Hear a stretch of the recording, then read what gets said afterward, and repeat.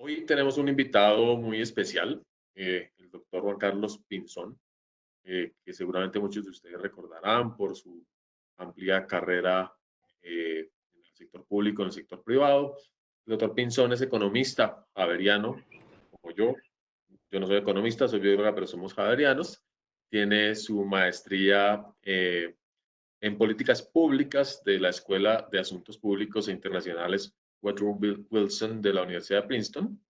Eh, Recordarán que fue embajador de Colombia ante los Estados Unidos y también fue ministro de Defensa.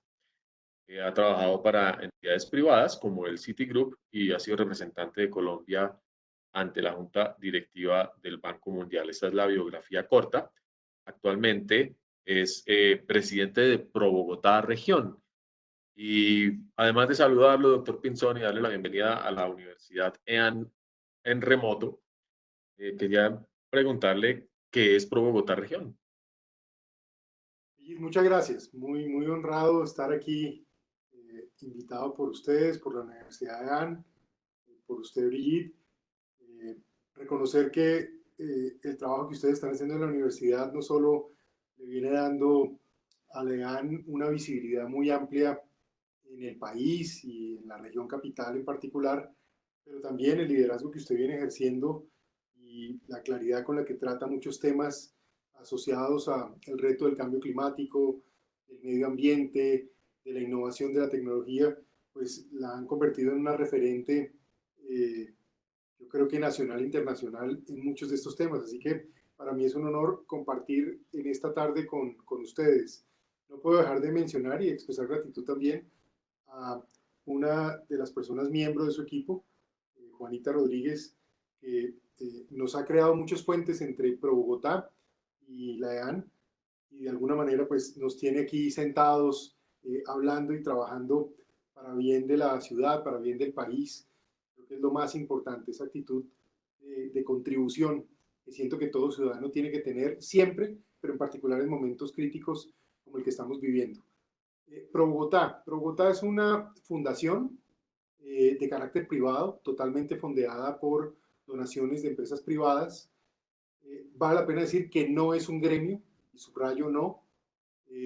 Eso significa que no tiene que defender proyectos en particular que defiendan el interés particular de un sector o de una empresa, sino que los empresarios privados se unen en una entidad como Pro Bogotá para ayudar a pensar en el bien común, en políticas públicas que sean las mejores prácticas globales y que esas mejores prácticas de una u otra manera sirvan para impactar positivamente en largo plazo de la región capital. No perder de vista que nuestra región capital es aproximadamente el 35% del Producto Interno Bruto Nacional, a pesar de que en la región capital tan solo viven algo así como el 23-24% de los colombianos. Entonces es una región muy importante. Y Es que decir ponlo tú. incluso que en esta pandemia hoy representa alrededor del 40% de los casos de COVID-19. Entonces, así como está sobre representada en el Producto Interno Bruto, también está sobre representada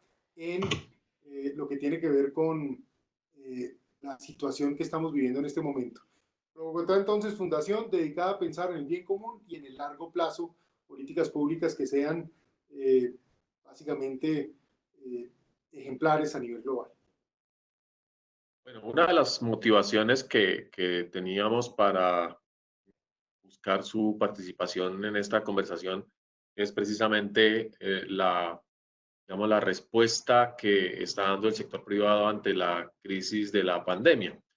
Hemos enfocado este momento particular de la historia desde muchos ángulos, el ángulo de la salud, el ángulo del arte, el ángulo de la educación, en fin, y también un poco el ángulo de la economía. Hace unas semanas estuvo con nosotros el decano entonces de Economía de la Universidad de los Andes, el doctor Camilo Cárdenas, pero más bien como para tratar de uh, aliviar la angustia de las personas al respecto del futuro que se viene.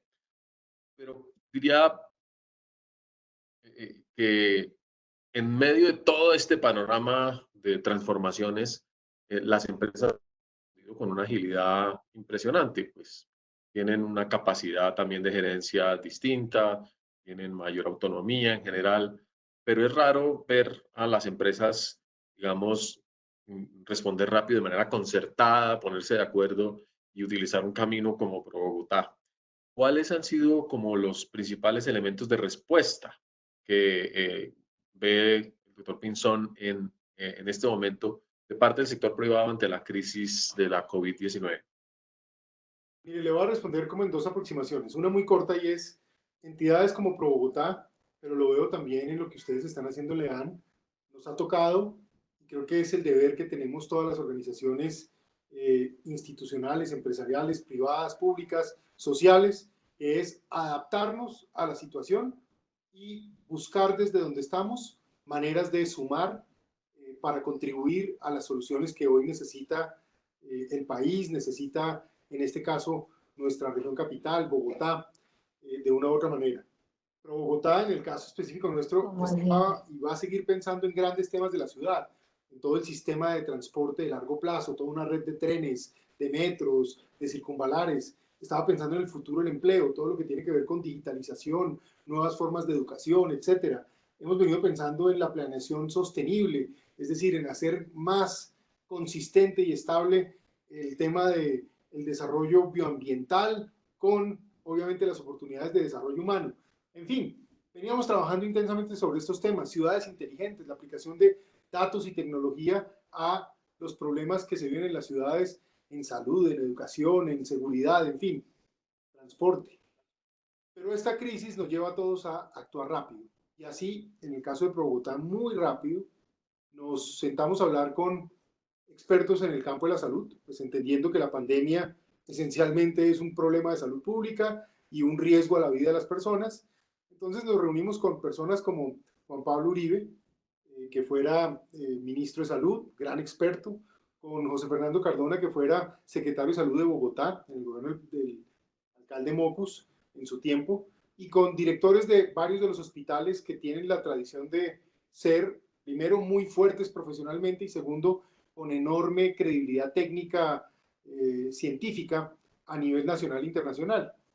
Y al final con ellos se identificó que era necesario armar un programa que rápido impactara las capacidades del sistema de salud de la región capital, que al final impactan a todo el país. Ya vemos lo que está pasando en el Amazonas. Ellos no van a poder solos. Va a tocar que Bogotá entre a apoyar esa región. Lo propio con el Pacífico colombiano y otras zonas donde la región capital tiene ese deber moral y esa capacidad práctica, digamos, para hacerlo.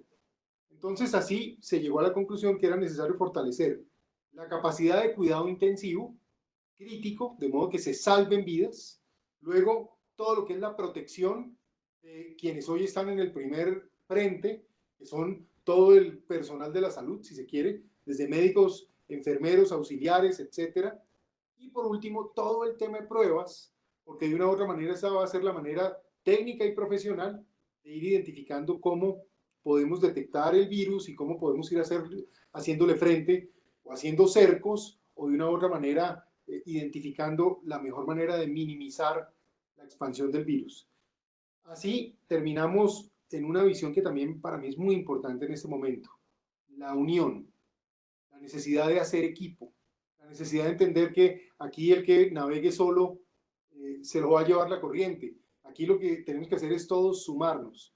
Y entonces empezamos a hablar con el resto del sector privado, la Cámara de Comercio, trabajo impecable con ellos, Camacol, gran esfuerzo, la ANDI, Asobancaria, la Cámara Colombo-Americana y el Foro de Presidentes de Empresas. Es decir, de alguna manera, buena parte de las fuerzas vivas del sector privado de la ciudad y nos sumamos para entonces conseguir recursos y luego pues ya hablaré del impacto en cada uno de estos casos, pero esa fue un poco la manera y la aproximación. Entonces fíjese, nosotros no estábamos pensando en estas cosas, pero ahí es donde uno dice, tenemos una fuerza, una capacidad, está el sector privado, las grandes empresas, unámonos, eso sí hagámoslo pensando en un proyecto que tenga impacto de corto y largo plazo para la ciudad y de esa manera pues todos sumados hemos ido evolucionando en esta idea.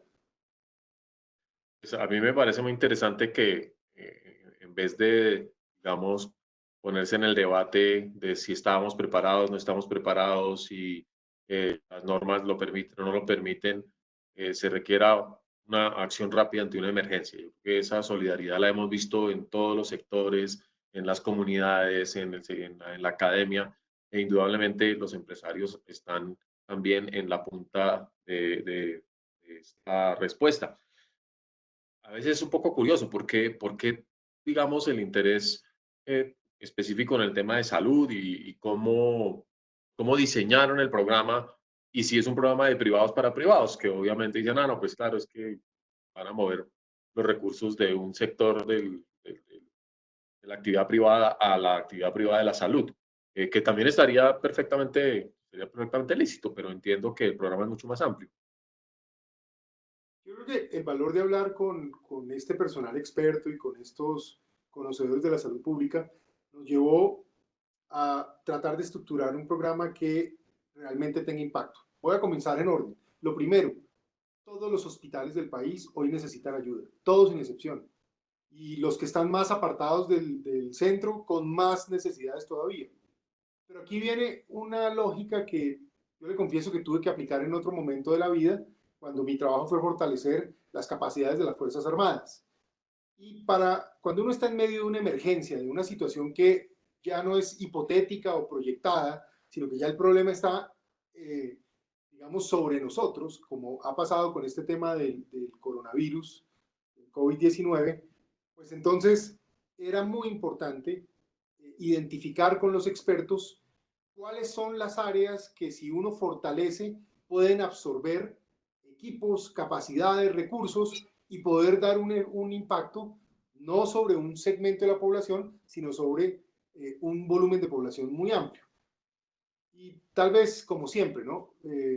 A pesar de que aquí se han logrado acumular unas donaciones muy grandes, 23.500 millones de pesos, yo nunca los he visto juntos, lo pongo de esa manera, yo no me imagino uno viendo 23.000 millones de pesos, eso es un dineral.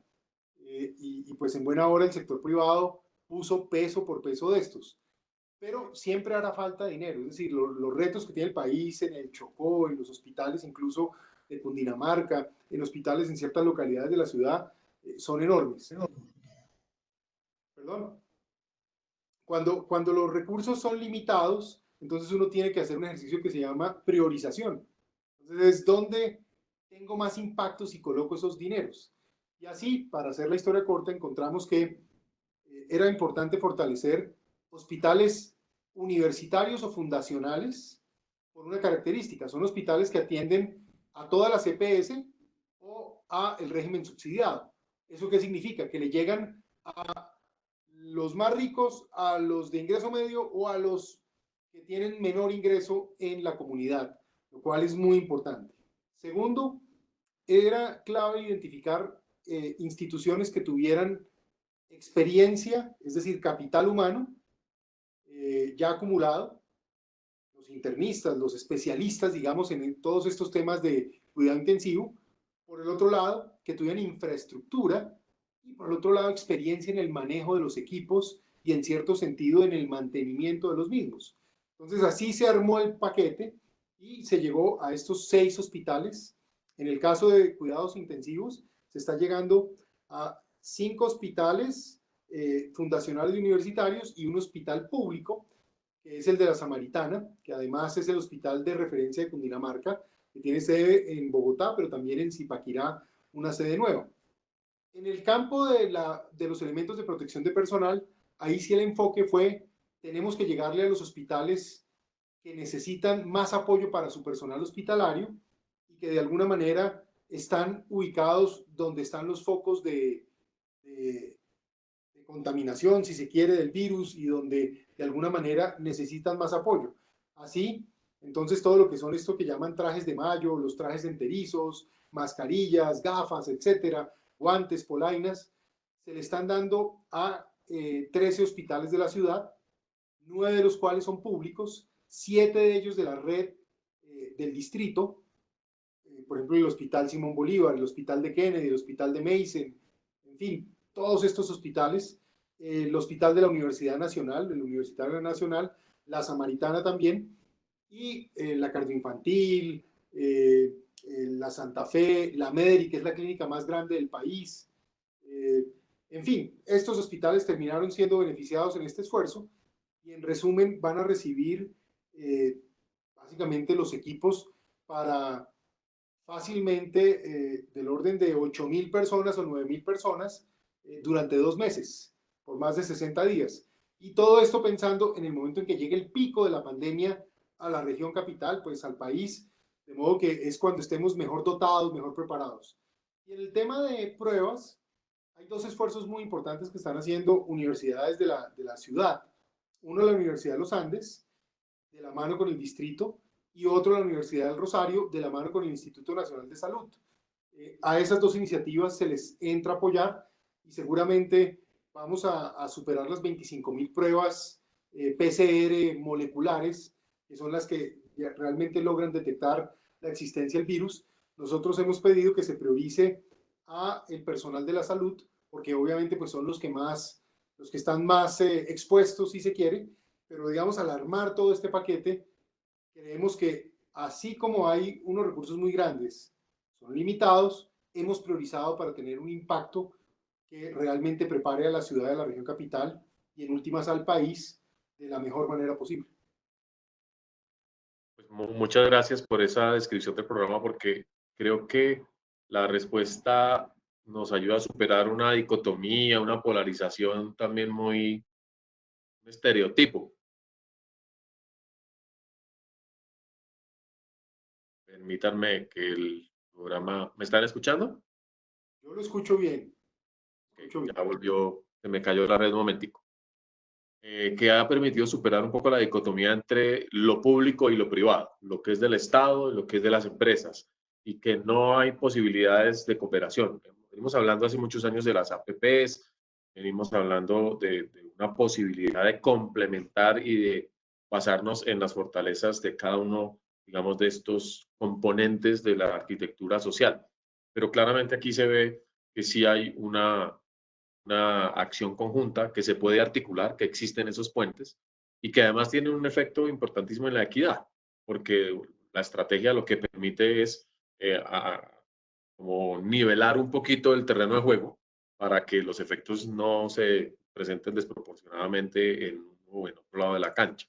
Eso yo creo que es un elemento que seguramente habrá que considerar no solamente en los temas de salud, sino en muchos otros. Yo vengo del sector ambiental y los institutos ambientales son una especie de alianzas público-privadas, pero nunca se ha aprovechado de manera suficiente el músculo del sector privado y el pensamiento estratégico que tiene el sector privado para resolver problemas. Entonces todavía navegan mucho en la lógica un poquito más de la política pública de largo plazo, que a veces es capturada por los temas electorales, que le gustan a usted porque yo creo que va a seguir en esa lidia por muchos años, pero aquí no nos vamos a meter en esos temas. Yo solo quería entonces preguntarle un poquito más acerca de la perspectiva que tienen los empresarios sobre la pandemia en general. ¿Qué va a pasar? Una vez llegue el pico, las estadísticas, los modelos, ¿hasta cuándo vamos a estar, por ejemplo, en aislamiento preventivo, que es un tema que nos preocupa muchísimo porque tenemos que trabajar para pagar las camas, obviamente? Sí, yo creo que la forma como usted, Brigitte, plantea este tema es, creo que la manera en que hay que abordar esto. Porque aquí, como todo en la vida, lo que genera, digamos, avance siempre es el balance. Si uno se mueve de un lado de la cancha y la desequilibra, pues la cosa sale mal, si se mueve del otro igual. Estamos ante un problema, yo diría que de la civilización entera, de la humanidad, y por lo mismo hay que manejar esto acudiendo a toda la experiencia que existe, a toda la tecnología que existe, a toda la ciencia que existe y por supuesto también a todo lo que la humanidad ha acumulado a través de los años como modelos de progreso efectivo. Y creo que eso puesto, digamos, en esa visión global, mundial, pues traído ya al terruño, por decirlo de alguna manera, también aplica de la misma manera. Sin duda, eh, uno nunca tiene dilemas cuando la vida está en juego. No hay dilema, la vida es la prioridad. Eso no tiene uno que complicarse, son principios y es obviamente lo que nos hace seres humanos y nos hace pues seres racionales. Entonces la vida es la prioridad. Entonces el debate que uno tiene que armar es cómo protege la vida a través de fortalecer el sistema de salud y al mismo tiempo cómo garantiza que las personas que mantienen la vida, que al final son las grandes mayorías de la sociedad, pues logran tener los ingresos necesarios para poder pagar por todas sus necesidades y requerimientos. Y ese balance es el que hay que armar muy bien y digámoslo con franqueza y con humildad. Nadie tiene la verdad revelada sobre esto, nadie sabe cuál es el equilibrio perfecto. Yo creo que en el camino estamos teniendo que aprender, pero lo cierto es que si uno se para en la esquina de encerrémonos para proteger la salud, pues quizá uno logra un objetivo, pero pierde todos los demás. O si decimos, vámonos, que esto no es nada, esto es como una gripa, aquí no va a pasar nada y se van a morir los que tienen que morir, pues estamos siendo totalmente irracionales frente al riesgo de una realidad que está afectando a la globalidad. Por eso hablo yo de ese balance y de esa construcción de conocimiento colectivo que poco tendrá que aplicar algo del método científico en el sentido de que aquí hay algo de prueba y error y que en el camino tendremos que ir balanceando para encontrar pues ese equilibrio. Su pregunta es sobre los empresarios, ¿sí? ¿Qué he notado yo? Pues primero no olvidemos que los empresarios son, en primer lugar, ese vendedor ambulante que le toca salir en la mañana a vender un cigarrillo, una menta, un chicle, para poder llevar su comida a la mesa de su familia. Pero también el empresario es ese que tiene una panadería en un barrio, el que tiene una sastrería en otro barrio, el que tiene un bar, una discoteca, un restaurante, el que tiene un taller de mecánica, las peluquerías, luego esteticistas, etcétera. Luego están empresas medianas que tienen almacenes, etcétera. Y por supuesto, la gran empresa industrial, comercial o financiera que de alguna manera tienen la sociedad. Y allí, pues, obviamente, la preocupación que hay es que el cierre, y esto no es un tema ni de Bogotá ni de Colombia, sino del mundo entero, el cierre pues ha traído como consecuencia la mayor pérdida de empleos en un periodo corto en la historia de la humanidad. Nunca se habían perdido tantos empleos como en los últimos 60 días en la historia de la humanidad. Así que esto es un reto muy grave. La pérdida de empleos va acompañada de lo más práctico, que es la reducción de ingresos, y la reducción de ingresos significa el menor consumo. Y si a eso se suma que en algún momento todas las fábricas o empresas estuvieron cerradas, pues lo que vimos inicialmente fue un choque de oferta que paralizó la economía. Y esa parálisis, cuando ya la mira uno de aquí a 2 meses, 6 meses, un año, dos, tres, pues es un costo muy alto que se está pagando y que por eso es tan importante muy rápido encontrar un balance. Ahora, aquellos que caen en la simpleza de pensar y decir, pues como ya no pasó tanto como decían los modelos, hagámosle que no pasa nada, pues obviamente no están siendo racionales y buscando ese equilibrio que se necesita. Pero sí necesitamos que la gente vuelva a trabajar con un uso de la libertad como tiene que ser, la libertad con conciencia. La libertad con conciencia es esa que hace que uno sea un ser libre, haga lo que mejor le parezca con su vida, disfrute, busque la felicidad, haga para aquello que considera que lo hace mejor, pero teniendo conciencia de no, digamos, afectar, digamos, a los demás. Y en esa línea, aquí sí hay un tema de afectación y es que si las personas no se cuidan, se van a contagiar. Y si se contagian, le van a hacer daño a otras personas, comenzando por sus seres queridos. Entonces, ahí es donde viene esa libertad con conciencia, que implica protegerse, hacer uso de los elementos de protección personal, llámese tapabocas, guantes, gafas, geles, alcoholes, desinfectantes. Y obviamente cuando ya se mete uno en el campo de los sectores económicos e industriales, pues creando para cada sector el tipo de protocolos que garanticen que se minimiza al extremo la posibilidad de contagio en esos entornos productivos, comerciales o de servicios. Y ahí es donde estamos hoy. ¿Cómo acelerar esto? Y cómo eso también nos genera una nueva realidad adaptativa. Porque, pues, digamos la verdad, yo creo que todos hemos extrañado ir a un restaurante, sentarse y compartir con otras personas, el solo ambiente de ir a espacios públicos. Parte de lo que sabremos es que quizá no podemos hacerlo igualito que lo hacíamos hasta febrero de este año. Serán nuevas maneras, nuevas formas, nuevos estilos de hacer las cosas, pero en últimas, adaptados para seguir avanzando y adaptados para lograr, seguramente la humanidad lo hará, yo en eso soy optimista. No hay un momento de la historia donde haya más avance tecnológico y más avance científico. Más rápido que en otras pandemias se encontrarán retrovirales que minimizarán el daño de esta situación y por supuesto también se encontrará una vacuna, así como en la medida en que aprendamos a manejar las pruebas con sistemas digitales de rastreo y de seguimiento, pues de alguna manera también podremos ir aislando el problema hasta el punto donde sea una situación muy manejable. Pero sí toca acelerar un poquito el ritmo porque la pérdida económica no es un tema menor lo que está pasando. Sí, hay varios temas que me llaman muchísimo la atención para desarrollar y sería apasionante poder hacerlo. Vamos a ver si alguno lo podemos tocar un poquito más. Sobre todo el tema de la incertidumbre. Pareciera que hay una tensión entre tratar de que digamos, el acto de gobernar sea un acto muy protector, pero siempre con el riesgo de ser excesivamente protector y de, digamos, superar a las libertades individuales, incluso las que con respecto dicen como Florán en su columna del domingo.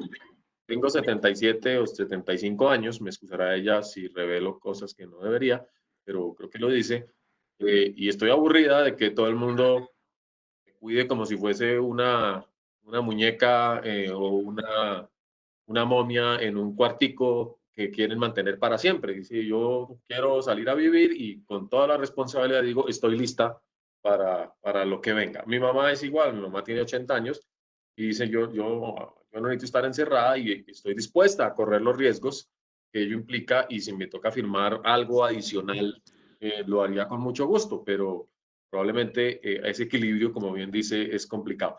Pero ese equilibrio es lo que nosotros llamamos sostenibilidad. Claramente, ¿qué tanto privilegiamos el presente versus el futuro? ¿Cómo distribuimos esa incertidumbre a través del tiempo? ¿Cómo distribuimos el riesgo? ¿Cómo, digamos, generamos mecanismos de compensación para ello? Quería preguntarle un poquito sobre lo que mencionaba de la tecnología. Yo creo que ahí hay un elemento central, como mencionó al principio en la presentación de Bogotá, tenemos este programa innovador de ciudad inteligente. ¿Cómo se imagina una ciudad inteligente y qué piensan los empresarios al respecto? ¿Cuáles son los desarrollos a los que le están apuntando? ¿Hacia dónde vamos? Pues mire que en eso, primero déjeme hacer un reconocimiento a su esfuerzo, eh, al de su universidad y al de su equipo de trabajo, porque yo creo que ustedes se han adaptado muy rápido a esta situación. Seguramente como todas las instituciones pues van a ser golpeadas financieramente en algo mientras esto, digamos, se organiza, no lo dudo Pero y la bueno, rectora no se va a bajar el sueldo. hace bien, hace bien, hace bien porque hay que perdurar y hay que persistir en fortalecernos y en seguir adelante. Pero digamos que vendrán afectaciones financieras, pero yo sí tengo la impresión que ustedes han dado pasos en la dirección correcta. Me ha impresionado mucho, por ejemplo, el programa que diseñaron con sus estudiantes para incluso fabricar caretas protectivas que de una u otra manera pues están teniendo un impacto. Sé que una fundación de la cual tenemos intereses comunes porque su vicerrectora de innovación, la doctora Juanita Rodríguez, es presidenta de la junta directiva de Vitia, que es una fundación de la cual Bogotá también es miembro, digamos, y eso, pues, la suma de ese tipo de ideas termina generando efectos prácticos, directos y consecuencias de uso de la tecnología. Entiendo que lo que usaron fue impresoras 3D, que a veces las dejan como si fueran temas de un lado y resulta que es un proyecto que salva vidas. En este caso, no son empresarios que salvan vidas, sino la EAN salva vidas. Y creo que eso es un tema, Estudiantes de la EDAN que están en los sus estudiantes de la EAN casas con más entran. entusiasmo todavía. Entonces, eso me parece que son pasos importantes. Ahora, hay un proyecto que tenemos conjuntamente con ustedes, con la EAN y con otras universidades y otras organizaciones gremiales, que de alguna manera precisamente lo que buscan es aplicar la capacidad de captura de datos que hoy tenemos y de gerencia y administración de datos a través de algoritmos y de programas, que consiste en lo siguiente. Es un es un piloto de transporte inteligente que lo que intenta es instalar chips que recaudan información en vehículos de carga y que nos va a llevar a que al final seamos capaces de entender qué pasa con el tráfico, ya no solo en materia logística, en materia de, si se quiere, de volumen de transporte, sino algo muy importante en materia de calidad del aire y de situación ambiental. Entonces yo me imagino que ese tipo de iniciativas que antes los íbamos a pensar más como pilotos, o de pronto lo que estamos haciendo, Brigitte, esta conversación que estamos teniendo, esa no la íbamos a tener si siguiéramos en el mundo de febrero, sino por allá en el 2030. Esas eran las cosas que íbamos a hacer en el futuro. Todo esto nos trajo ya, en el presente, estos retos, en la educación, en el teletrabajo, en la salud, en el uso de la tecnología, en las nuevas ideas de negocios, en un poco el hacer uso de las herramientas digitales para sacarles mucho más provecho del que incluso le estábamos viendo, el Internet de las cosas. Todas estas situaciones yo creo que se van a acelerar por cuenta de esta situación. Ahora, saco mi lado un poco más colombiano y como lo hablaba hace unos días con unos amigos norteamericanos que yo les decía, los latinos, y yo creo que en particular los colombianos, tenemos una cosa y es que nos gusta la gente, nos gusta estar cerquita, nos gusta el abrazo, nos gusta tomarnos un trago con los amigos, nos gusta compartir más cerquita. Bueno, en eso de pronto vamos a pagar un costo, vamos a tener que un poco adaptarnos. Sin embargo, le cuento una cosa, una anécdota personal aquí que vivimos con mi señora hace un minuto. Y yo digo, son las cosas de Colombia. Un mariachi nos acaba de dar serenata a todo el barrio donde yo vivo. Ah, Los sí. tipos vinieron a dar serenata esperando pues que uno les baje un pesito porque ellos tienen que seguir trabajando. Eso sí, el mariachi con tapabocas, con sus guantes, pero a todo el mundo le animó a ir a darles, no sé, cada quien lo que pudo, los 3 pesos que tenía, pero en resumen eso muestra también esa actitud innovadora, esa manera de ser colombiana también que yo creo que nos conviene mucho. En eso siempre se habla de una palabra nueva que ahora se usa mucho, que es resiliencia, que en el Sí. mundo del medio ambiente se usa mucho, en el mundo de la ciencia política se usa menos, y que aquí tradicionalmente llamábamos la capacidad de aguante del pueblo colombiano, que por ejemplo en las horas más oscuras de la violencia, cuando vivimos los actos de terrorismo y asesinatos y homicidios y los momentos más duros, la gente de una u otra manera aquí guardó compostura, guardó ánimo, el empresario seguía emprendiendo, el trabajador seguía trabajando y en la vida social un poco este país seguía alineado con el humor, con la música, con la cultura, con el arte, en cierto sentido como motores de vida. Yo creo que esos son elementos que uno no puede subestimar en este tiempo. Si usted recuerda hace unos días en una iniciativa que se llama Colombia Cuida Colombia, además el nombre me fascina. Sí, o sea, Yo creo que es sí. de los nombres que por lo menos me pone a vibrar. Yo digo, sufro de la pasión por el país y quiero este país, como creo que todos los colombianos somos un poquito en eso, que eso nos hace muy, muy fuertes.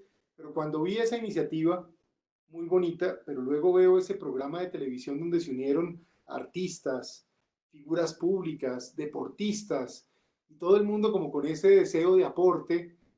Esos momentos son los que yo creo que llenan de moral al país y seguramente van a invitar a que la actitud emprendedora, la tecnología, la innovación, con esos elementos nos traigan a un mejor destino. Yo soy un optimista natural, ¿sabe? A mí me ha tocado ver y vivir problemas muy difíciles y posiblemente decidir cosas imposibles y a veces tomar posturas duras que no todo el mundo comparte, pero que he sentido que es mi deber hacerlo.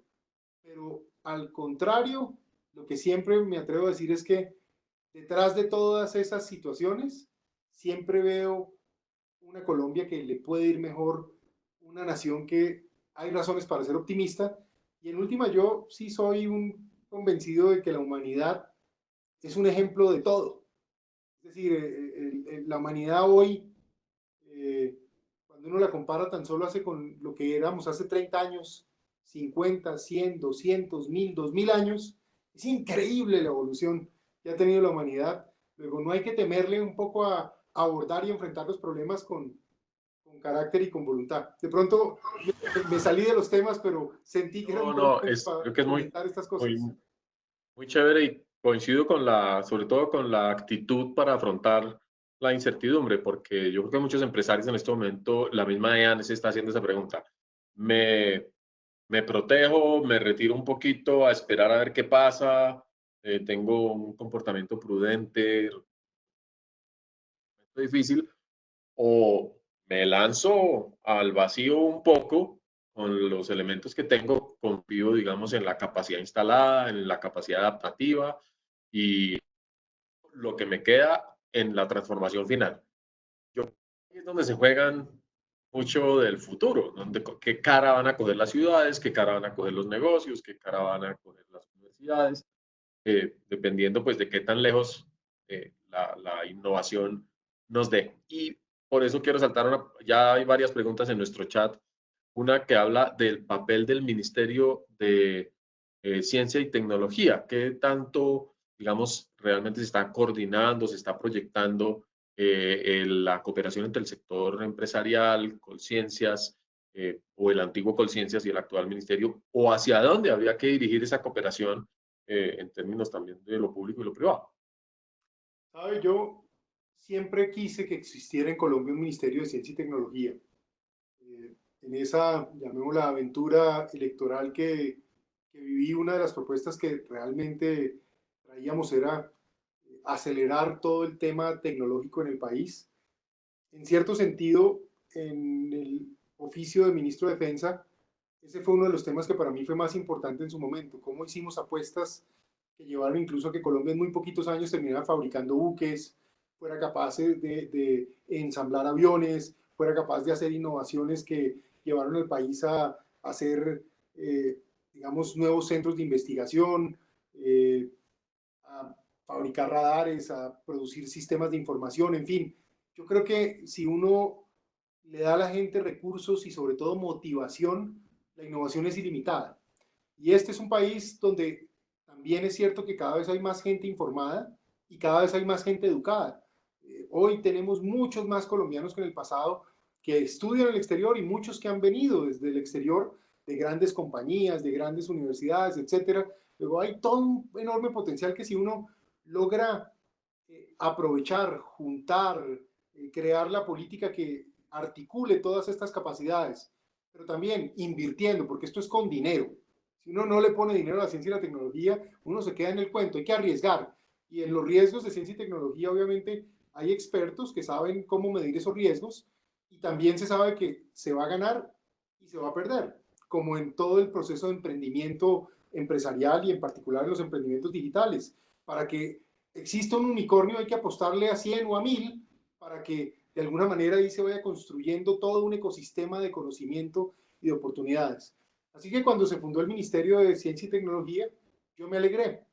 Pero hoy, obviamente estamos en el COVID, no es el mejor momento, pero no estoy muy contento porque siento que lo que hicimos fue renombrar una institución y básicamente cumplir como con un deber político, pero no creamos esa máquina de ciencia y tecnología que ha transformado naciones. Israel, Corea del Sur, Taiwán, Japón, la misma China, Singapur. Hace poco estuve en Singapur y todo es ciencia y tecnología y todos unos clusters de integración de ciencia y tecnología increíbles.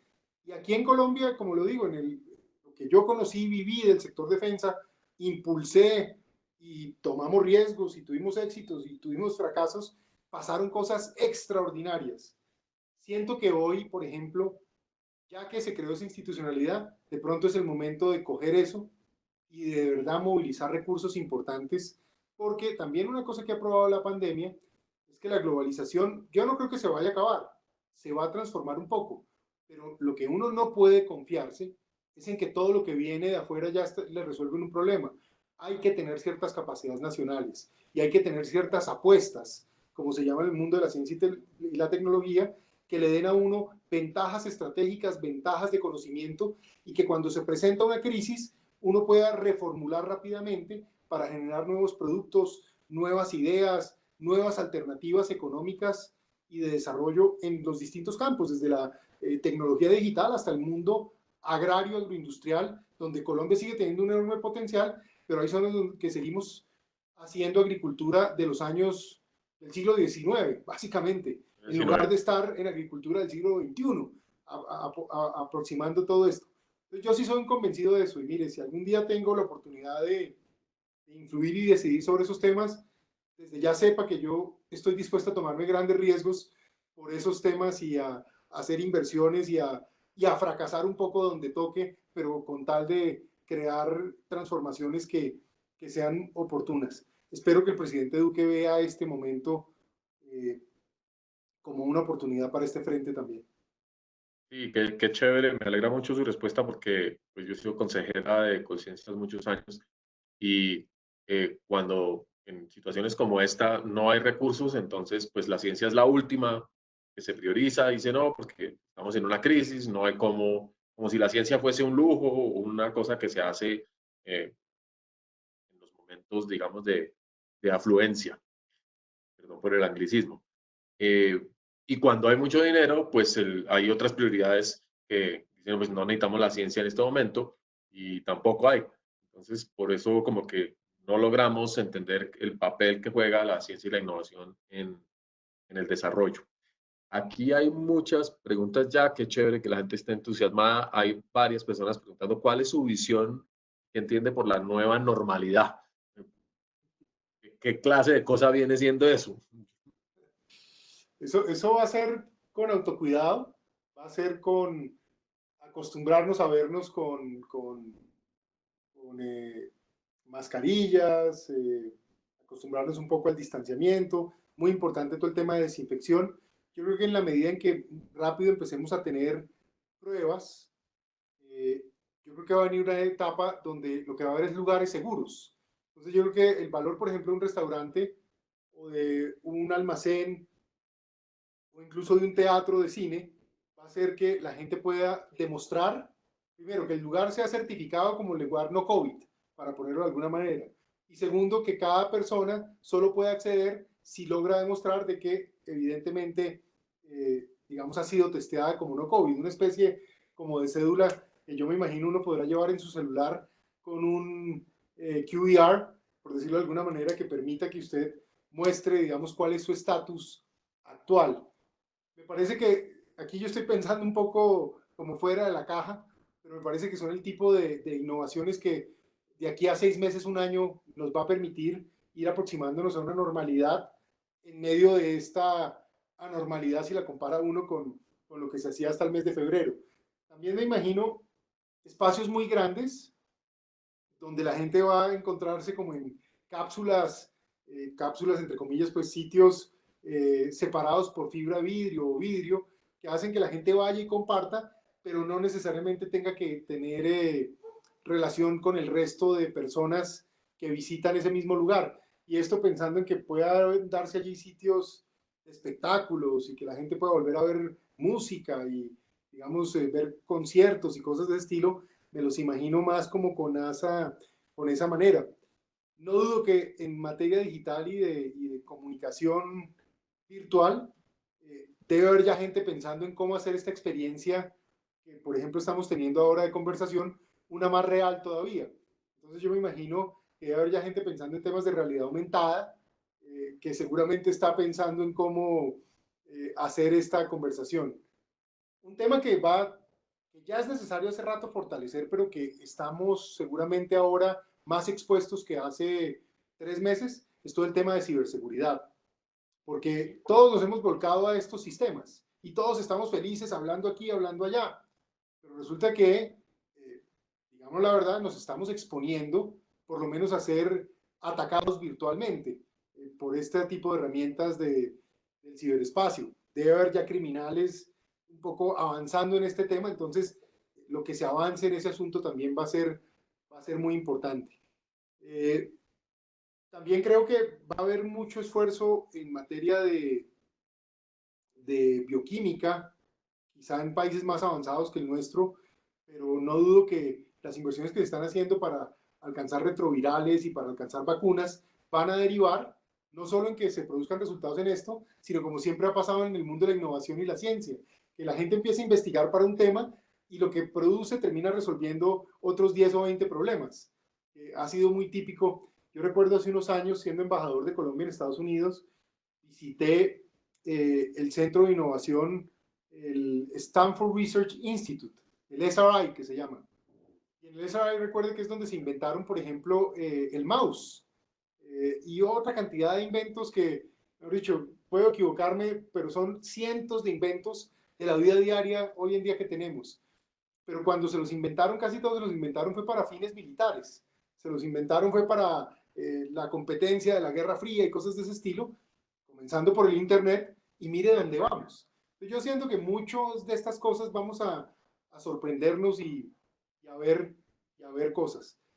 No vamos a dejar de extrañar la vida en comunidad y de pronto nunca se sabe si aparece una vacuna rápido y se logra implementar en un periodo de 2 o 3 años, pues esta será una historia que será recordada como posiblemente pasa con la famosa gripa española del año 1918 al año 1920. Pues quizá estaremos en el año malo que fue el 2021 y veremos qué nos viene después. Claro. No olviden, hay otras cosas increíbles pasando en la humanidad y yo en eso me inspiro también. Recuerden que en el año 2024 hay una nueva misión a la Luna y se supone que antes del año 2030 hay una misión a Marte con humanos. Entonces yo digo, ojo, la creatividad y la imaginación y la capacidad de creación tecnológica de los seres humanos es increíble y lo único que pasa siempre es que es acumulativa, pasa más y más y más. Yo también espero que esta situación invite a esa acumulación de conocimiento y de experiencia. Y además, esa evolución en tecnología y evolución institucional y en reglas realmente no sustituye el pasado, simplemente añade capas de complejidad y quien no se sienta, digamos, cómodo o quien plantee que esa es la dirección equivocada, siempre tiene un espacio, digamos, para acomodarse. Yo pienso un poco como ecóloga y como bióloga evolucionista, encuentro que en el mundo hay campo para las especies que se originaron hace 3.000 millones de años y todavía están medrando por el mundo, digamos, dentro de unas lógicas particulares. Yo creo que nos vamos a infectar todos antes de que todos estos desarrollos Sí. sean tan avanzados y creo que va a ser mejor, pero que no me regañe la doctora Cucunúa porque ya he salido, he tenido un par de salidas en falso por no entender bien las matemáticas epidemiológicas, entonces prefiero no seguir por ese lado. Aquí pregunta un poco cuál es, algo muy concreto, cómo se alinea el trabajo de Bogotá con el gobierno de la alcaldía. Pues uno, en este proyecto que le contamos de salud, hablando de la crisis, Evidente, hemos sí, hablado ahí. mucho con el secretario de salud y hemos hablado mucho con el equipo de la Secretaría de Salud. Y pues a raíz de eso fue que diseñamos el proyecto de protección de personal hospitalario de los hospitales públicos y en particular de la red del distrito. Dos, con la ANDI y con la Cámara de Comercio, Camacol un poco también, y FENALCO, hemos venido trabajando con los secretarios de Desarrollo y de Hacienda, tratando de buscar que se acelere el tema de protocolos para, pues precisamente que opere la economía de manera ordenada. Yo tal vez en ese frente le diría lo siguiente, yo estoy muy impresionado del trabajo y del liderazgo con que el gobernador de Antioquia, por ejemplo, ha manejado el tema. El gobernador de Antioquia no ha esperado que los empresarios vayan a ofrecerle nada o a pedirle nada. Los ha llamado y los sentó en un comité. Tiene sentados a los empresarios, a las ONGs, a las universidades, a los funcionarios públicos, a las Fuerzas Armadas, a todo el que tenga algo que aportarle a la solución en un solo comité y ahí van poniendo tareas. Yo creo que ese es el método. Y lo digo también por la experiencia de haber ejercido gobierno y autoridad la mejor manera de hacerlo es sumando y agregando gente en la mesa. Típicamente los problemas que uno maneja de esa manera tienen una probabilidad de éxito más alta que aquellos problemas que uno maneja de manera aislada y tratando de imponer, digamos, un punto de vista. Yo creo que ahí Bogotá tiene una oportunidad de ajustar un poco su modelo de liderazgo en ese sentido y básicamente no tener a todo el mundo como por grupos. Por un lado, los sectores que están marginados, por el otro lado, los empresarios, por el otro lado, la relación con el gobierno. Al contrario, yo creo que esto es un tema de ir integrando a todo el mundo en la misma mesa, porque el problema no es del gobernante actual, definitivamente no, no es problema de quienes hoy ejercen la autoridad, sino es un problema de la sociedad como un todo y obviamente cada comunidad pues tiene que compactarse en ese sentido. Esa es una invitación que yo hago y lo digo con mucha convicción. Creo que ahí se ganaría mucho tiempo y espacio en la manera de manejar esta crisis, entendiendo que esta crisis no tiene ni soluciones mágicas, ni nadie estaba totalmente preparado. Es decir, eso hay que ser realistas y aterrizarnos todos, pero si usted no suma, resta. Este ejercicio sí es así. Si el que no sume ahorita está restando. Entonces hay que ponerse a sumar para más bien multiplicar. Estupendo. Yo sí creo, coincido con esa perspectiva también de las sinergias, de la cooperación, y que eso no implica cesiones de soberanía, no implica sacrificios de principios, sino estamos es trabajando por el bien común. Acción colectiva, como nos recuerda siempre nuestra queridísima premio Nobel Elinor Ostrom, que habló de este tema como el fundamental para poder sobreponernos a los problemas de gestión de recursos de uso común. Yo creo que con el tiempo alcanzamos a responder un par de preguntas más. Hay una sobre el centralismo. ¿Cómo expandir los beneficios de la cooperación, de esta perspectiva de lo público y lo privado, la capacidad tecnológica a todas las regiones en Colombia, cuando realmente hay, primero, una gran diversidad de condiciones? Estamos viendo pues, la pandemia en el Chocó es completamente distinta a la pandemia en el Amazonas, a la del Caribe, y condiciones también muy distintas para afrontarla. Fíjense que en eso yo voy a ir un paso atrás y les cuento más bien como un planteamiento que hice en tiempo de campaña, que seguramente como yo no alcancé a ser un candidato muy visible, no voló, pero que hoy cuando veo el tema de la pandemia digo, este tipo de solución que planteamos en ese momento, el país la necesita. Y si me toca implementarla a mí alguna vez, magnífico, lo hacemos, pero si no la dejo como una idea que le conviene a la sociedad. ¿Cuál es? Yo siempre planteé, y fue una experiencia que aprendí del trabajo con las Fuerzas Armadas, que hay que tener un modelo centralizado de descentralización. Entonces eso suena como un trabalenguas, pero ¿qué quiero decir? Ajá. Hay que tener un modelo que obviamente planifique, visualice lo que hay que hacer, pero hay que desplegarlo en todo el territorio. Porque si usted no manda las capacidades a los sitios más apartados, no hay forma de que desde esos lugares se le llegue al centro con una historia creíble o incluso con una capacidad de gestión apropiada. Entonces yo planteaba en su momento que consideraba que 5 ministerios del gobierno deberían irse a tener base en otras ciudades. Un ministerio en la ciudad de Barranquilla, un ministerio en la ciudad de Medellín, otro ministerio en Bucaramanga, otro en Cali, otro en Villavicencio, para comenzar, de modo tal que de alguna manera ya hiciera tiempo completo el gobierno nacional presencia, y obviamente pues sería mejor mandar ministerios especializados por temas. Entonces, por ejemplo, el Ministerio de Comercio, que tiene tanto para proyectar, por ejemplo, a Colombia frente a Asia, sería el que quedara en una ciudad como Cali para que desarrolle toda la infraestructura y toda la capacidad de mirar a Colombia frente a Asia. Pero, por ejemplo, un ministerio como el de Agricultura, en los llanos orientales, que tiene el mayor potencial de producción de comida del mundo, perfectamente podría quedar ahí. Y cómo no, por ejemplo, un ministerio como el del medio ambiente, basado en una ciudad como Florencia, que de alguna manera es la capital de la zona selvática y más biodiversa del planeta, por lo menos en referencia a Colombia. Ahí me meto en sus terrenos con respeto, pero digamos, ideas de ese estilo. O por qué no, por ejemplo, todo el desarrollo de la parte industrial, hacerlo basado en Antioquia, digamos, con un impacto muy fuerte. En fin, estas eran ideas, pero lo que pretendían era expandir eso. Y un mensaje final.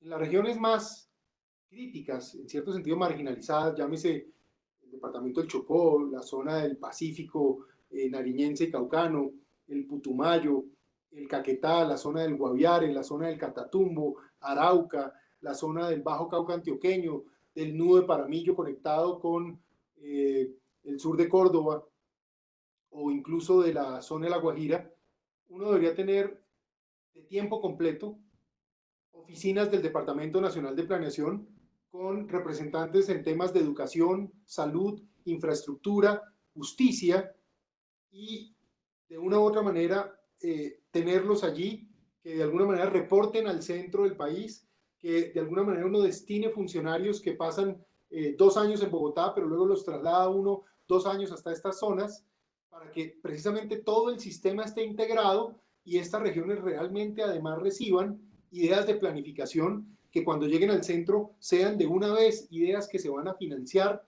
y a ejecutar.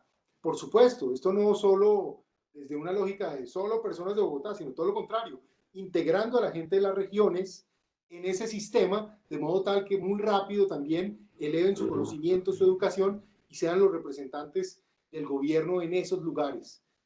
Quizá estoy hablando un poco hipotéticamente, pero le digo, eso creo que transformaría la manera en que el país se puede integrar, porque si no, el modelo centralista actual, con una descentralización desordenada y desequilibrada, nos genera un problema. Hay que crear un modelo de integración nacional. Pues se me ocurre que esta sería una fórmula por la experiencia que a mí me tocó vivir. Cuando se trató de descentralizar la acción de los institutos de investigación creados por la Ley 99, el gran fue llevar el Instituto Nacional de Biodiversidad a Villa de Leyva. Por supuesto, fue inviable y acabamos en Bogotá en ese momento, cuando Colombia, un país megadiverso, debería tener muchas sedes de un instituto de este tipo, o como hace el Instituto Sinchi, un trabajo de campo fuerte, siempre desde Leticia, San José del Guaviare y no, digamos, también en condiciones muy difíciles. Hay preguntas sobre su perspectiva del comercio internacional y Y la guerra escuchando el comercial entre punto, más bien China, le digo, Rusia y Estados prepárese, un día de Unidos. esto lo hacemos. Un día de estos vamos a hacer esas cosas, prepárese.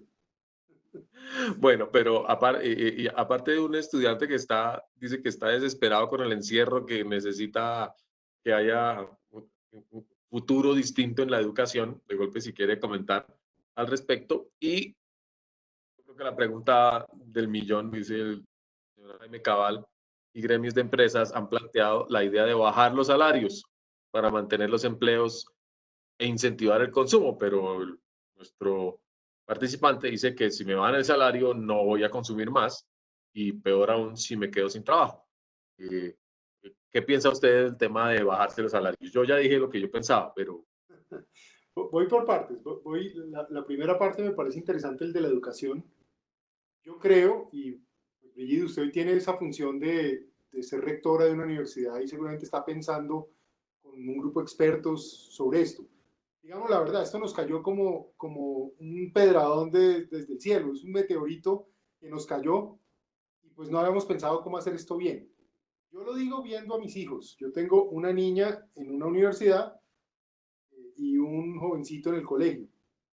Y, por ejemplo, en mis diálogos, porque les he preguntado mucho, ¿cómo lo ven? ¿Cómo se sienten? Pues uno, la calidad de la educación no necesariamente llega al mismo nivel que hay cuando hay un ejercicio mucho más de más interacción, no solo con el profesor, sino con los compañeros y el diálogo que hay con los compañeros y, digamos, los puntos de vista que se dan en un salón de clase que de alguna manera invitan al crecimiento de las claro, personas a través de la colectividad. Por el otro lado, lo decía mi hijo, y eso me ha tocado mucho y me ha puesto a pensar, decía que nada reemplaza el valor de la socialización, porque es que aprender no solo es ir a sentarse en un salón de clase, es ir a tomarse un tinto, es ir a tomarse un trago, es ir al recreo, es ir a conversar, es ir a reírse, es hacerse maldades, es vivir la vida de los seres humanos. Entonces ese proceso de socialización creo que sí se afecta mucho con esto. Y finalmente, en perspectiva de la tecnología, lo que creo es que va a haber unos desarrollos increíbles, va a haber unos grandes desarrollos, pero de alguna manera esos desarrollos no han llegado. Y tal vez en una visita que hice a la China, hace ya van a ser 2 años, hay un ejercicio que me llamó mucho la atención y es que en China sí estaban ya avanzando mucho en un plan de, si se quiere, educación virtual, sobre todo para colegios, pero que tenía el siguiente carácter. Es que, por decirlo de alguna manera, el mejor profesor de matemáticas le daba clase a los niños de Shanghai, pero también le daba clase a los niños que están viviendo básicamente en las provincias limítrofes con el Himalaya.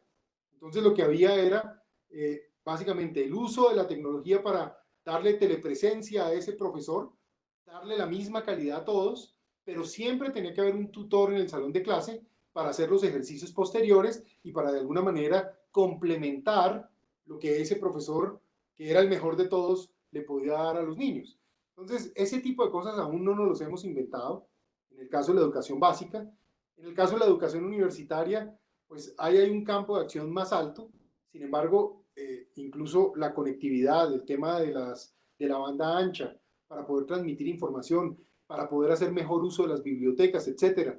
Yo creo que son asignaturas que están por desarrollar y están pendientes, y creo que pues esa es una conversación importante. Lo otro es la inequidad. Hay una inequidad real en acceso a la tecnología.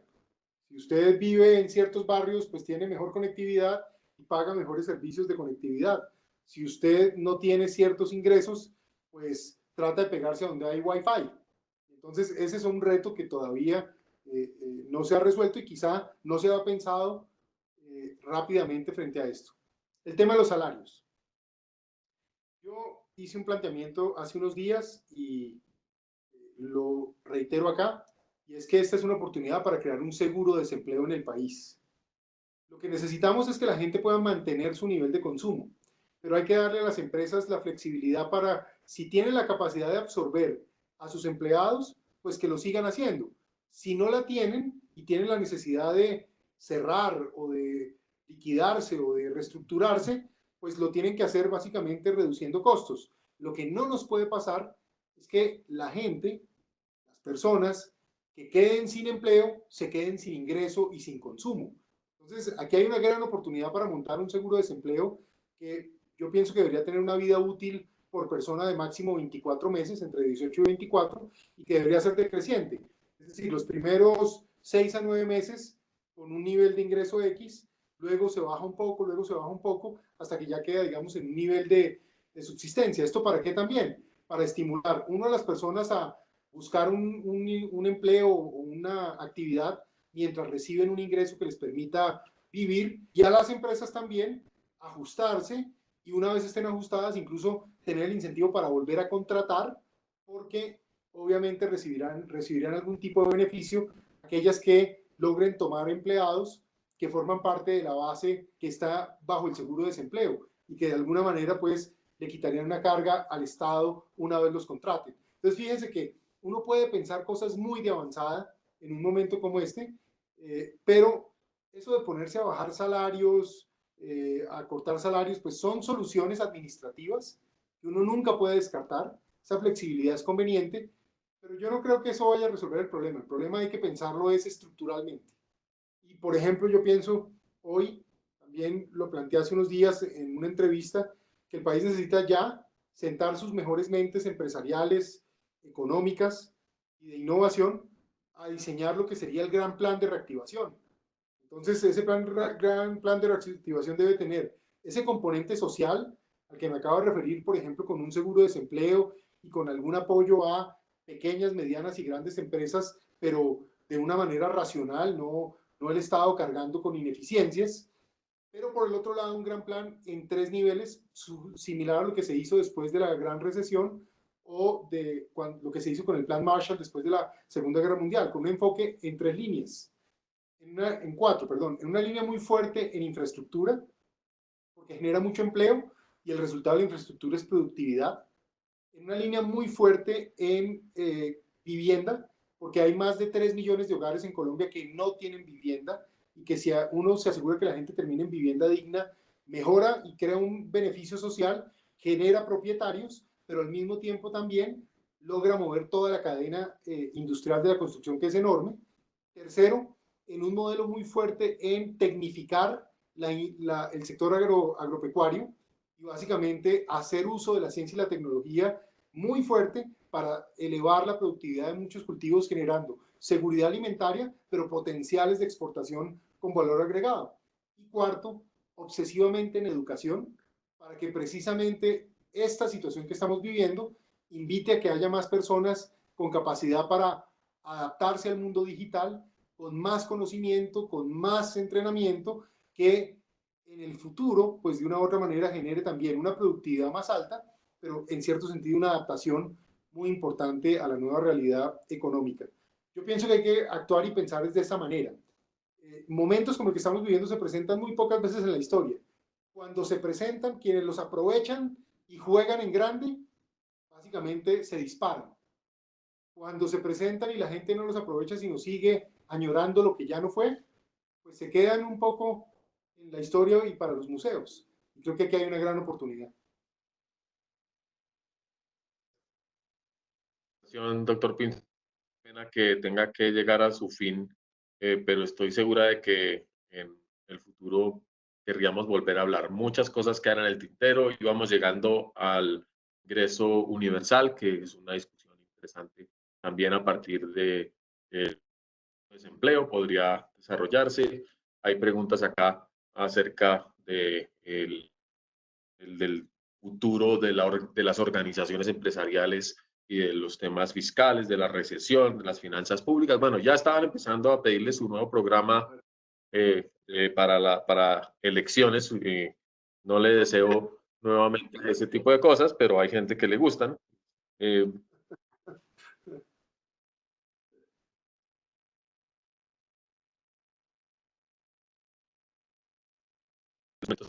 que nos hace falta en Colombia y en la infraestructura.